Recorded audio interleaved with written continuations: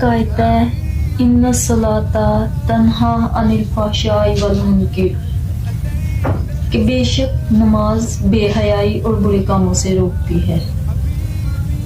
लेकिन क्या बात है कि हम देखते हैं कि कुछ लोग सारी जिंदगी नमाजें अदा करते हैं। कुछ लोग क्यों, हम खुद को देख लेते हैं कि हम नमाज अदा करते हैं लेकिन फिर बुरे काम करते हैं। हमारी नमाज हमें बेहयाई और बुरे कामों से क्यों नहीं रोकती? तो इसका जवाब अल्लाह के रसूल ने दिया। उन्होंने कहा कि बेशक नमाज बेहयाई और बुरे कामों से रोकती है, लेकिन बुरे कामों बेहयाई से तो तब रोकेगी जब हमारी नमाज अदा होगी, जब हम अपनी नमाज में खुशू खुजू पैदा करेंगे, जब हमें ये मालूम होगा कि हम नमाज में पढ़ क्या रहे हैं, जब हमें ये मालूम होगा कि हम खड़े किसके सामने हैं, तब हमारी नमाज कबूल होगी। आप सल्लल्लाहु अलैहि वसल्लम ने इरशाद फरमाया कि नमाज में खुशू खुजू पैदा करो। जब ये चीजें पैदा हो जाएंगी फिर हमारी नमाज हमें बेहयाई और बुरे कामों से रोकेगी।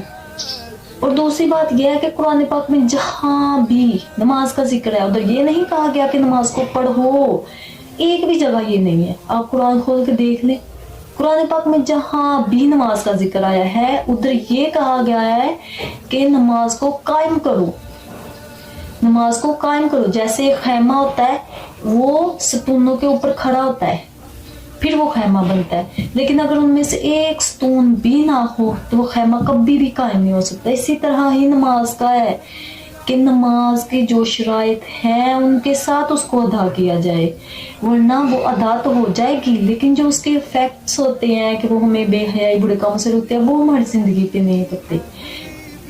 जिस तरह एक खैमे में कोई भी सतून ना हो, अब इसके नमाज के क्या सतून है कि उसको वक्त पे अदा किया जाए, उसमें खुशू खुजू हो, उसको पता हो कि हम पढ़ क्या रहे हैं, हमारा जिस्म पाक हो। और सबसे बड़ी बात कि नमाज के लिए अपने नफ्स से झगड़ कर नमाज की तरफ आना।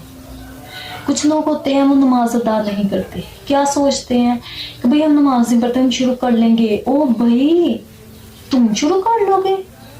नमाज अल्लाह ताला जिस बंदे को पसंद करते हैं, जिस बंदे को पसंद करते हैं कि वो मेरे आगे सजदा रेज हो, अल्लाह ताला उस बंदे को सजदे के लिए चुनते हैं। जो नमाज नहीं पढ़ते हैं उनका कोई गुनाह नहीं है, अल्लाह ताला ने उनको अपने सजदे के लिए नहीं चुना।